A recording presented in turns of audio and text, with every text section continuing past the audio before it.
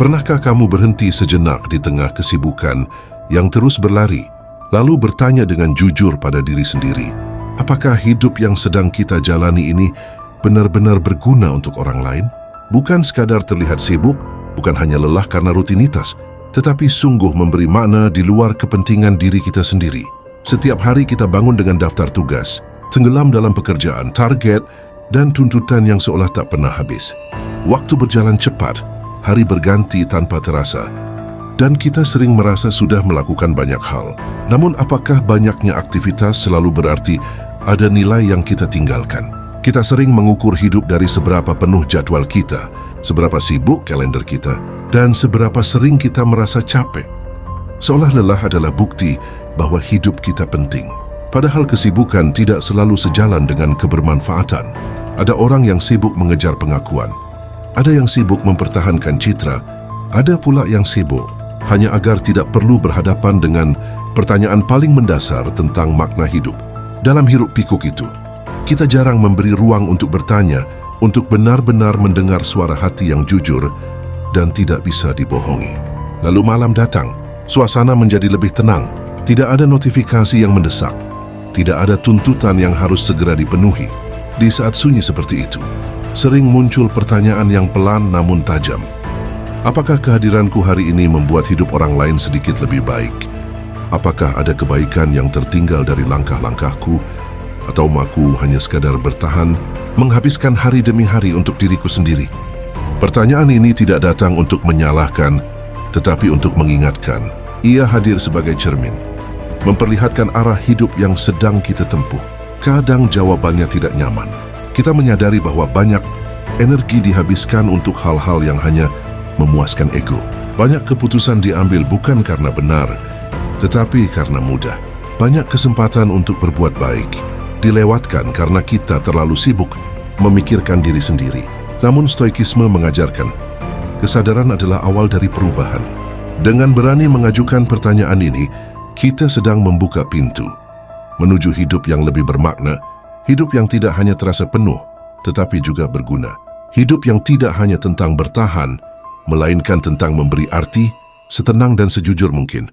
Stoikisme mengajarkan bahwa manusia tidak diciptakan untuk hidup terpisah dan berdiri sendiri. Sejak awal kita adalah bagian dari keseluruhan yang lebih besar, bagian dari tatanan alam yang saling terhubung dan saling membutuhkan. Dalam pandangan stoik, manusia bukan makhluk yang berdiri sendirian melawan dunia, melainkan sel di dalam satu tubuh besar bernama kehidupan. Seperti tangan yang diciptakan bukan untuk dirinya sendiri, tetapi untuk membantu tubuh bekerja dan bertahan.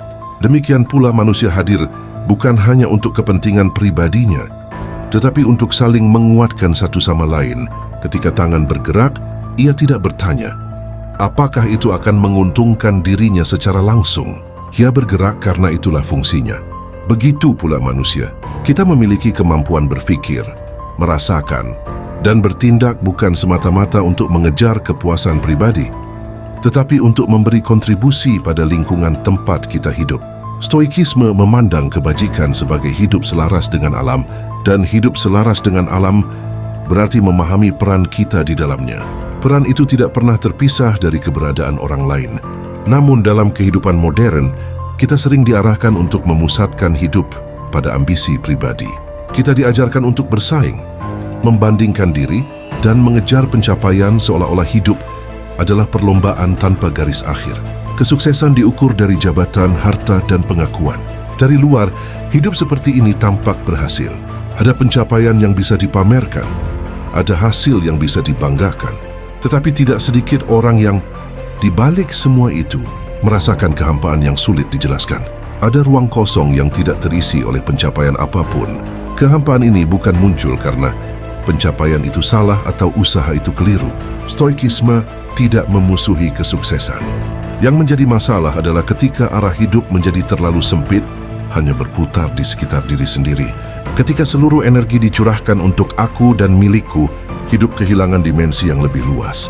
Kita mungkin naik lebih tinggi, tetapi di saat yang sama menjauh dari makna. Kita bergerak cepat, namun tidak selalu menuju arah yang tepat. Stoik mengingatkan bahwa berguna bagi orang lain bukanlah beban tambahan yang harus dipikul. melainkan kodrat alami manusia. Ketika kita membantu, berbagi, dan hadir bagi sesama, kita sebenarnya sedang menjalankan fungsi dasar sebagai manusia. Ada ketenangan yang lahir bukan karena dipuji, tetapi karena kita hidup sesuai dengan hakikat diri. Dalam memberi itu, hidup terasa lebih lapang. Dalam menguatkan orang lain, kita justru menemukan pijakan yang lebih kokoh untuk diri sendiri. Seringkali kita mengira hidup yang berguna harus selalu diwujudkan melalui hal-hal besar. Kita membayangkan bahwa untuk memberi arti, seseorang harus mengubah dunia, memimpin banyak orang, atau dikenal luas oleh masyarakat. Tanpa disadari, gambaran ini membentuk standar yang sempit tentang makna hidup. Akibatnya, banyak orang merasa hidupnya biasa saja, bahkan tidak berarti, hanya karena tidak berada di panggung besar atau tidak memiliki pengaruh yang terlihat.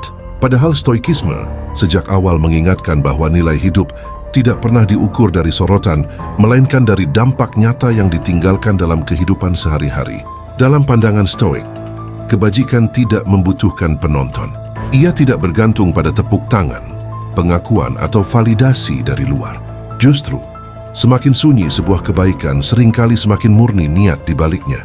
Tindakan kecil yang dilakukan dengan hati yang lurus memiliki kekuatan yang tidak selalu tampak di permukaan.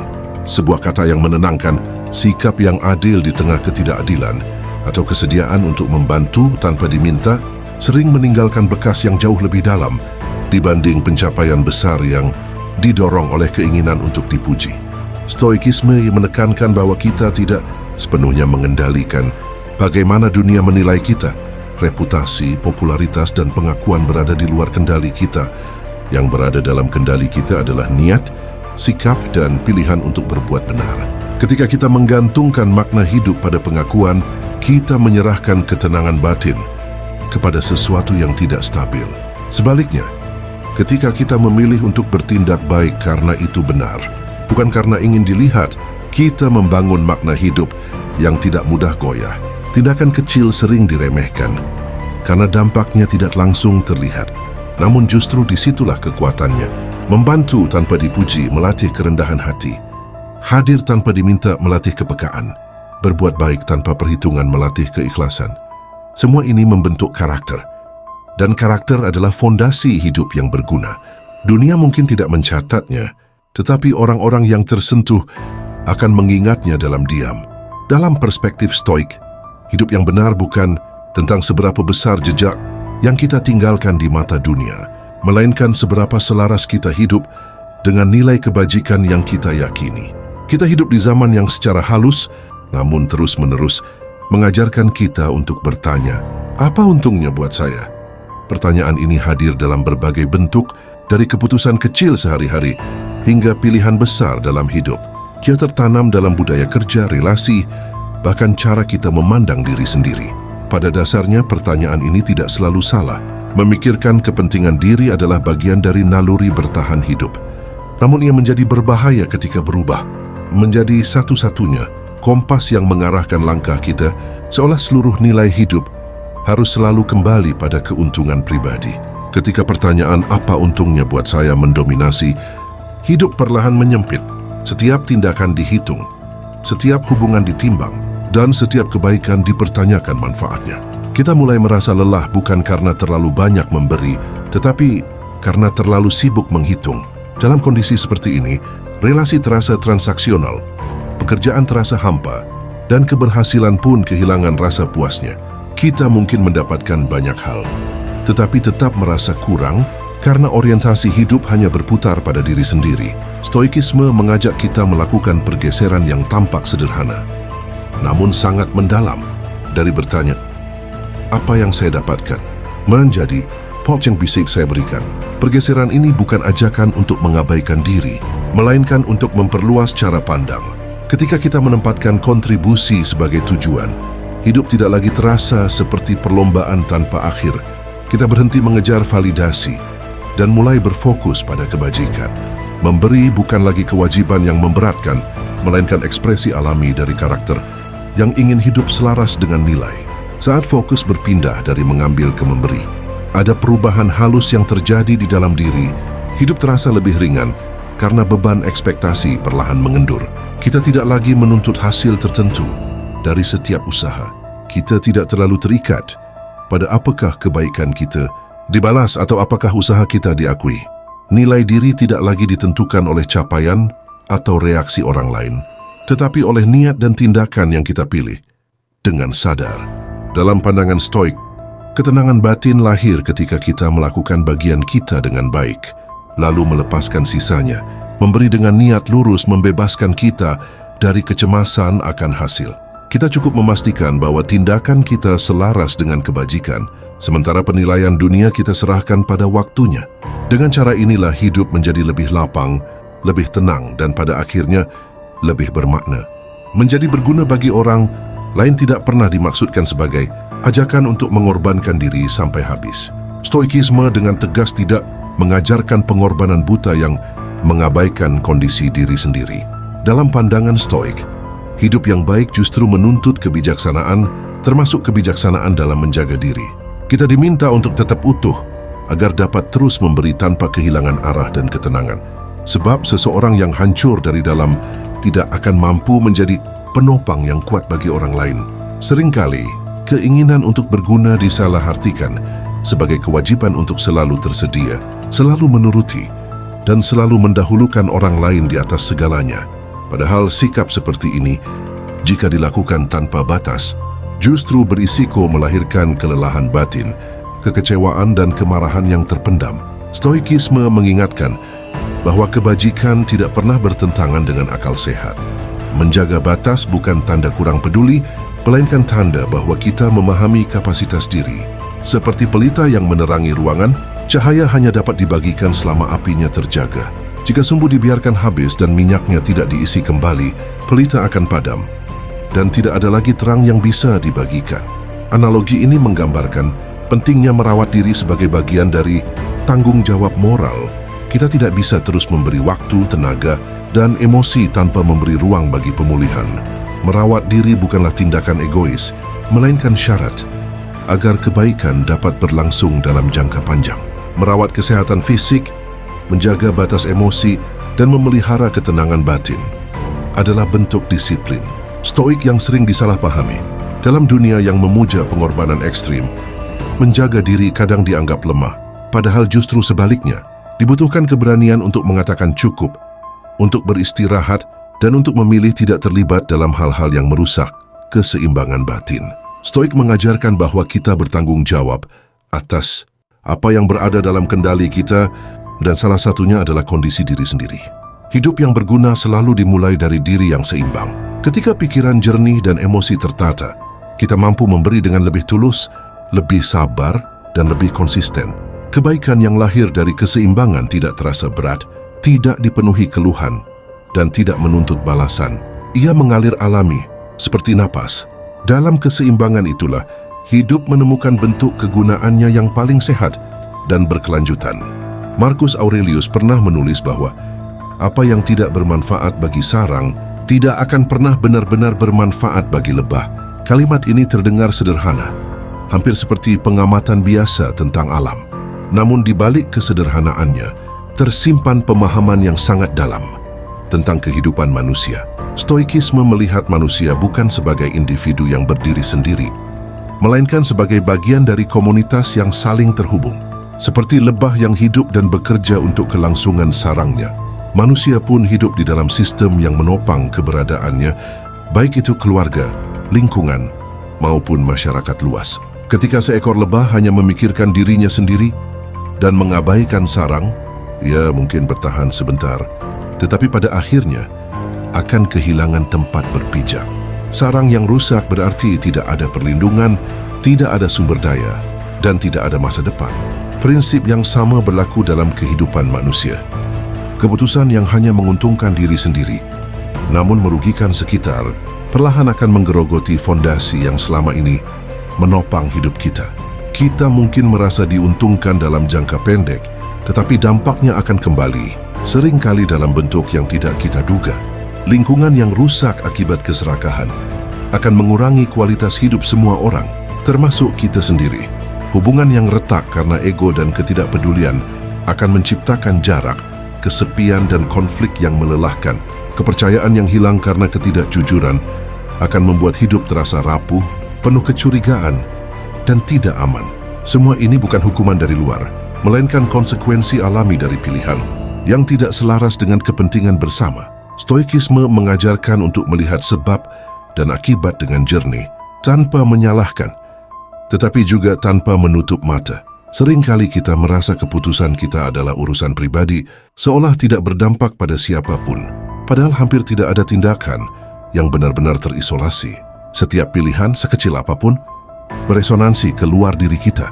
Cara kita bekerja memengaruhi rekan kerja. Cara kita bersikap memengaruhi suasana hubungan. Cara kita memperlakukan lingkungan memengaruhi generasi setelah kita. Ketika kita merusak sistem ini, kita sedang melemahkan tempat kita sendiri di dalamnya. Marcus Aurelius mengingatkan bahwa hidup selaras dengan alam berarti hidup selaras dengan kepentingan bersama, bukan karena kita diwajibkan berkorban tanpa batas, tetapi karena kesejahteraan pribadi tidak bisa dipisahkan dari kesejahteraan kolektif. Dengan menjaga sarang, lebah menjaga dirinya sendiri. Dengan menjaga lingkungan, hubungan dan kepercayaan, kita sedang menjaga hidup kita agar tetap kokoh. Dalam pemahaman inilah, Stoikisme menawarkan kebijaksanaan yang tenang namun sangat relevan. Kebaikan bersama bukan ancaman bagi diri, melainkan fondasi bagi keberlanjutan hidup kita sendiri. Namun ada satu pengingat penting dalam Stoikisme yang sering terlupakan ketika kita berusaha hidup berguna bagi orang lain. Kita tidak bertanggung jawab atas hasil akhir dari kebaikan yang kita lakukan. Stoikisme sangat tegas dalam membedakan antara apa yang berada dalam kendali kita dan apa yang berada di luar kendali kita.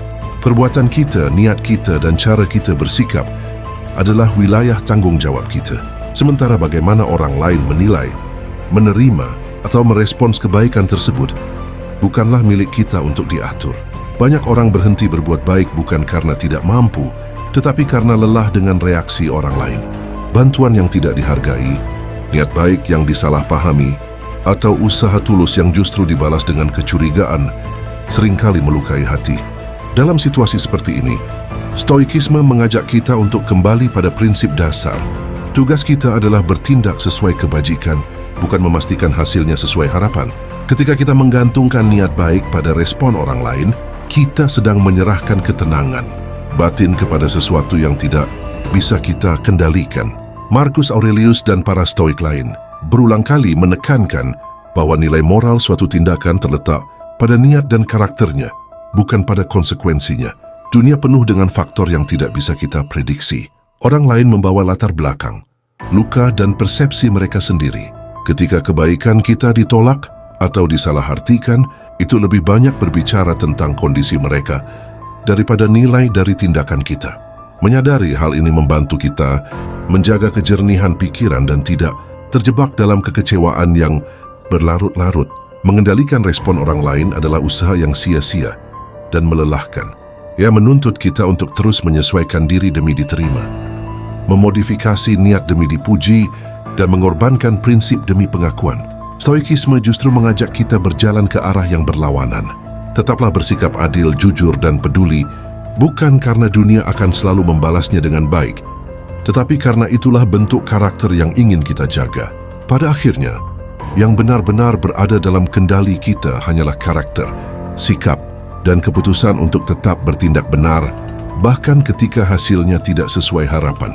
Dalam keteguhan inilah Stoik melihat kebebasan sejati. Kita bebas dari ketergantungan pada penilaian orang lain. Kita bebas untuk berbuat baik tanpa rasa takut.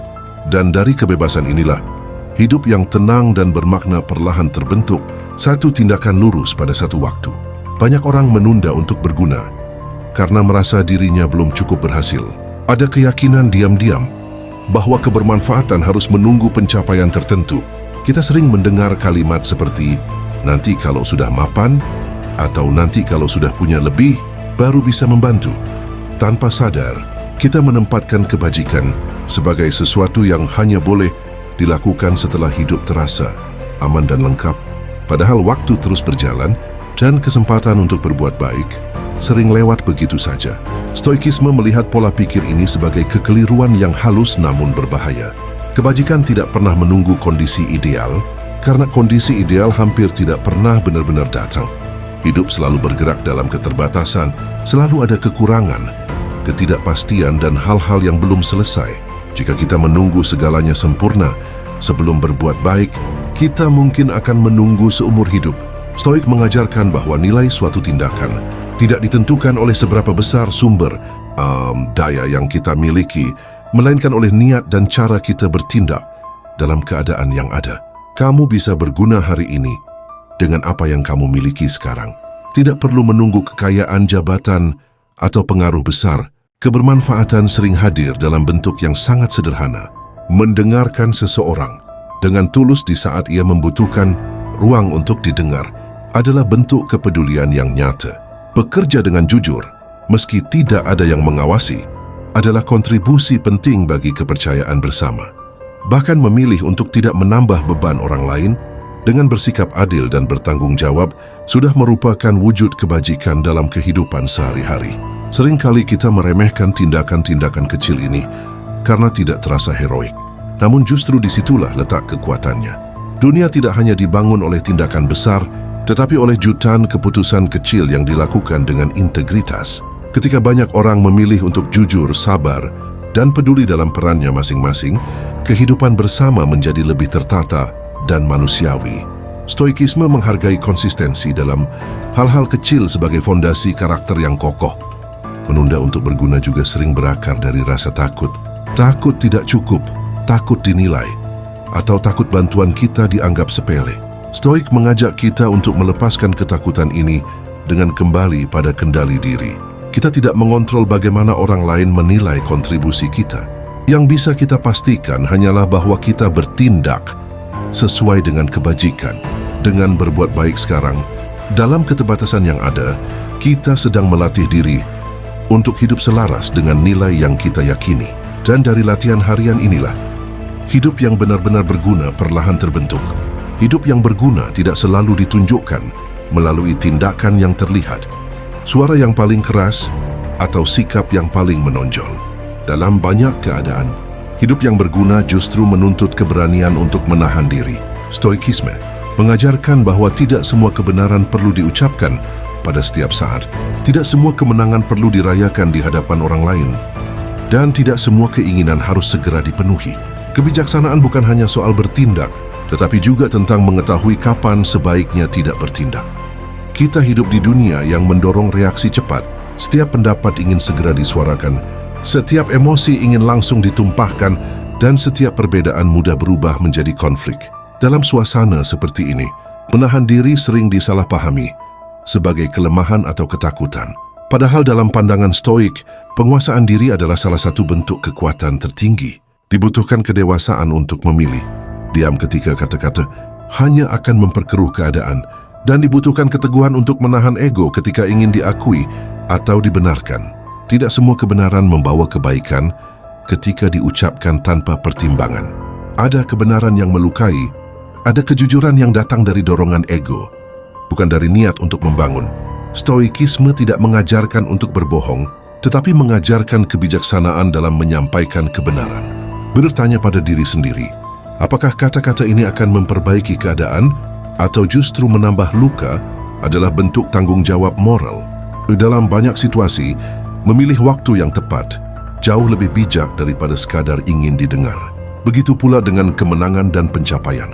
Tidak semua keberhasilan perlu dirayakan secara terbuka. Ada saatnya merayakan dalam diam, dengan rasa syukur tanpa membandingkan diri dengan orang lain. Menahan diri untuk tidak memamerkan keberhasilan adalah cara menjaga keharmonisan dan kerendahan hati. Stoik melihat bahwa nilai sejati dari sebuah pencapaian terletak pada karakter yang dibentuk selama prosesnya, bukan pada sorotan yang mengikutinya. Kadang, kontribusi terbesar kita adalah tidak memperkeruh keadaan. Dalam konflik, memilih tidak membalas. Dalam provokasi, memilih tenang. Dalam kekacauan emosi, memilih berpikir jernih. Sikap ini mungkin tidak terlihat heroik, tetapi dampaknya nyata. Ketenangan menular, dan kehadiran seseorang yang stabil sering menjadi jangkar bagi orang lain. Dalam dunia yang penuh reaksi berlebihan, kemarahan dan kebisingan, ketenangan adalah hadiah langka yang sangat dibutuhkan. Stoikisme mengajarkan bahwa dengan menguasai diri, kita sedang memberi ruang bagi kehidupan bersama untuk tetap seimbang dan manusiawi. Jika suatu hari hidupmu terasa biasa, bahkan seolah tak terlihat oleh siapapun, jangan buru-buru menganggapnya sia-sia. Tidak semua hidup ditakdirkan untuk berada di panggung besar, dan tidak semua makna lahir dari sorotan. Kita hidup di zaman yang sering mengaitkan nilai diri dengan seberapa banyak perhatian yang diterima. Akibatnya, hidup yang berjalan tenang, konsisten, dan tanpa drama mudah dianggap kurang berarti. Padahal, justru di sanalah banyak fondasi terpenting kehidupan dibangun. Remis Marestin dan kehidupan sehari-hari dipenuhi oleh peran-peran sunyi yang jarang disorot, namun keberadaannya sangat menentukan. Guru yang sabar, yang setiap hari mengulang penjelasan dengan ketenangan, mungkin tidak pernah viral, namun dari tangannya lahir generasi yang mampu berpikir dan bertindak lebih baik. Pekerja yang jujur, yang menjalankan tugasnya tanpa jalan pintas, mungkin tidak pernah dipuji. Tetapi dari kejujurannya, kepercayaan tumbuh dan sistem tetap berjalan. Sahabat yang setia, yang hadir tanpa banyak kata di saat sulit, sering tidak dianggap luar biasa. Namun kehadirannya menjadi penopang yang mencegah seseorang jatuh lebih dalam. Begitu pula orang tua yang berkorban dalam diam. Banyak dari mereka tidak pernah meminta pengakuan atas lelahnya. Mereka memberi waktu, tenaga, dan perasaan tanpa perhitungan, seringkali tanpa pernah merasa cukup. Dunia terus bergerak karena pengorbanan-pengorbanan seperti ini. Tanpa peran sunyi tersebut, kehidupan bersama akan rapuh. Stoikisme memandang kebajikan bukan dari seberapa terlihat sebuah tindakan, tetapi dari seberapa tulus dan konsisten ia dilakukan. Stoikisme menghormati peran-peran yang tidak mencolok ini sebagai bentuk kebajikan tertinggi. Bagi Stoik, hidup yang baik adalah hidup yang selaras dengan tugas yang dihadirkan oleh keadaan. Tidak semua orang dipanggil untuk memimpin banyak orang, tetapi setiap orang dipanggil untuk menjalankan perannya dengan sebaik mungkin. Ketika seseorang melakukan tugasnya dengan integritas, meski tidak ada yang melihat, ia sedang menjalani hidup yang bernilai. Jika hidupmu terasa biasa, mungkin itu karena kamu sedang menjadi fondasi bagi sesuatu yang lebih besar. Fondasi tidak terlihat dari luar, tetapi tanpanya bangunan tidak akan berdiri. Stoikisme mengajarkan untuk berdamai dengan ketenangan peran ini, tidak mencari sorotan, tidak iri pada panggung orang lain, dan tidak meremehkan kontribusi sendiri. Dalam kesetiaan pada peran yang sederhana, terdapat kebajikan yang kuat, tenang, dan sangat dibutuhkan oleh dunia. Pada akhirnya, pertanyaan tentang kegunaan hidup tidak dimaksudkan untuk menghakimi diri atau menambah beban rasa bersalah. Pertanyaan ini hadir sebagai undangan untuk berhenti sejenak dan menyelaraskan kembali arah hidup yang mungkin perlahan bergeser tanpa kita sadari. Stoikisme memandang refleksi diri bukan sebagai alat untuk menghukum diri atas kesalahan masa lalu, tetapi sebagai sarana untuk hidup dengan lebih sadar di masa sekarang. Bertanya tentang kegunaan hidup berarti bertanya, kemana sebenarnya kita sedang melangkah? Kita semua tanpa terkecuali pernah bersikap egois. Kita pernah lalai terhadap orang lain, pernah memilih kenyamanan pribadi di atas kepedulian, dan pernah lebih memikirkan diri sendiri daripada dampak dari tindakan kita. Stoikisme tidak menutup mata terhadap kenyataan ini. Justru dengan kejujuran, Hayam mengakui bahwa ketidaksempurnaan adalah bagian dari sifat manusia. Kesalahan bukanlah tanda kegagalan total, melainkan tanda bahwa kita masih belajar. Yang menjadi masalah bukanlah pernah jatuh, tetapi menolak untuk bangkit dan memperbaiki arah. Dalam pandangan Stoik, hidup yang baik bukanlah kondisi tetap yang sekali dicapai lalu selesai. Itu adalah proses yang terus berjalan. Setiap hari adalah kesempatan baru untuk menata ulang niat, memperbaiki sikap, dan memilih tindakan yang lebih selaras dengan kebajikan.